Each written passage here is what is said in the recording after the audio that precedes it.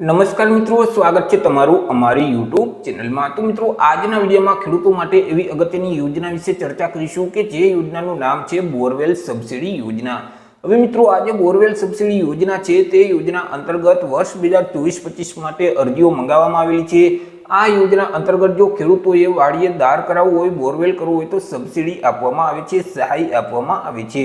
તો મિત્રો યોજના વિશે આપણે તમામ માહિતી એક જ વિડીયોમાં મેળવશું, જેમ કે યોજનાનો લાભ છે તે કોને કોને મળવાપાત્ર થશે, યોજનાનો લાભ મેળવવા માટે અરજી કઈ જગ્યાએ કરવાની રહેશે, કઈ તારીખથી કઈ તારીખ સુધીમાં અરજી ફોર્મ ભરી દેવાના રહેશે, અરજી ફોર્મ ભરવા માટે કયા કયા ડોક્યુમેન્ટની જરૂર પડશે, આ તમામ માહિતી આપણે એક જ વિડીયોમાં મેળવશું। તે પહેલા વિડીયો ગમે તો લાઈક અને શેર કરી દેજો, ચેનલમાં નવા હોય તો ચેનલને સબસ્ક્રાઇબ કરી દેજો। તો ચાલો મિત્રો વિડીયોની શરૂઆત કરીએ। તો મિત્રો આ જે બોરવેલ સબસિડી યોજના છે તે યોજના ગુજરાત સરકારનો જે બાગાયતી વિભાગ છે તેમના તરફથી અમલમાં મૂકવામાં આવેલી છે। ચર્ચા કરી લઈએ કે આ યોજનાનો લાભ છે તે કયા કયા ખેડૂતોને મળવાપાત્ર થશે।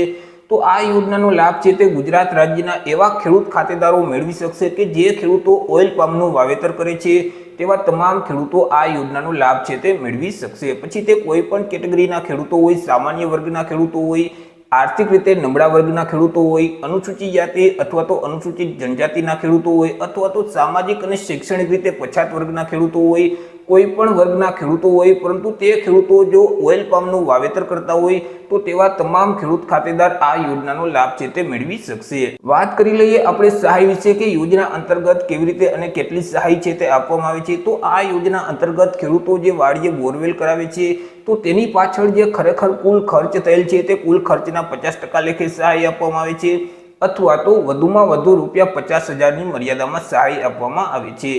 બે રકમમાંથી જે રકમ ઓછી હશે એટલી ખેડૂતોને સહાય મળવાપાત્ર થશે અને સહાયની રકમ છે તે ડાયરેક્ટ ડીબીટીના માધ્યમથી ખેડૂતના બેંક ખાતામાં જમા કરાવી દેવામાં આવશે।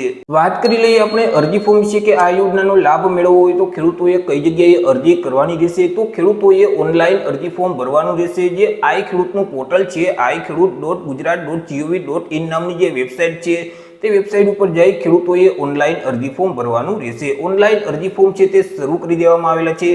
ઓનલાઈન અરજી છે તે આજથી એટલે કે 12 માર્ચ 2024 થી શરૂ કરવામાં આવેલા છે। 12 માર્ચ 2024 થી લઈને 11/5/2024 સુધીમાં ખેડૂતોએ ઓનલાઈન અરજી ફોર્મ ભરવાનું રહેશે। મિત્રો ઓનલાઈન અરજી ફોર્મ ભર્યા પછી તેની પ્રિન્ટ તમારે કાઢી લેવાની રહેશે।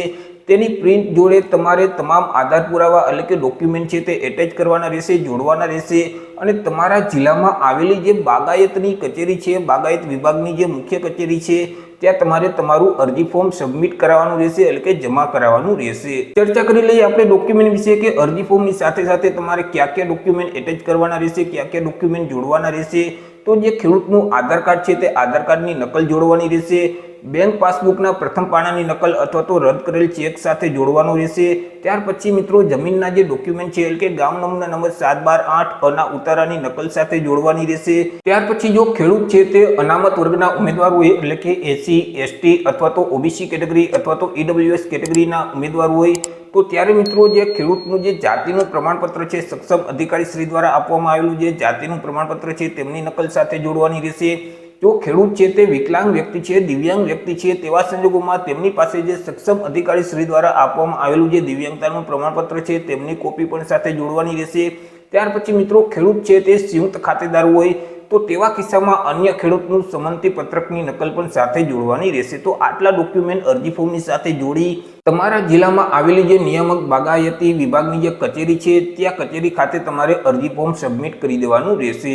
તો આવી રીતે મિત્રો બાગાયતી વિભાગની ખેડૂતો માટેની અગત્યની યોજના કહી શકાય બોરવેલ સબસિડી યોજના કે જે યોજના અંતર્ગત ખેડૂતોએ વાડીએ બોરવેલ કરાવવો હોય તો અહીં કુલ ખર્ચના 50% અથવા તો વધુમાં વધુ રૂપિયા 50,000ની મર્યાદામાં સહાય આપવામાં આવે છે। તો આશા રાખું છું વિડીયો પસંદ પડ્યો હશે। વિડીયો પસંદ પડ્યો હોય તો લાઈક અને શેર કરી દેજો, ચેનલમાં નવા હોય તો ચેનલને સબસ્ક્રાઇબ કરી દેજો। ફરી મળીશું એક નવા ટોપિક સાથે એક નવા જ વિડીયોમાં। ત્યાં સુધી જય હિન્દ, વંદે માતરમ।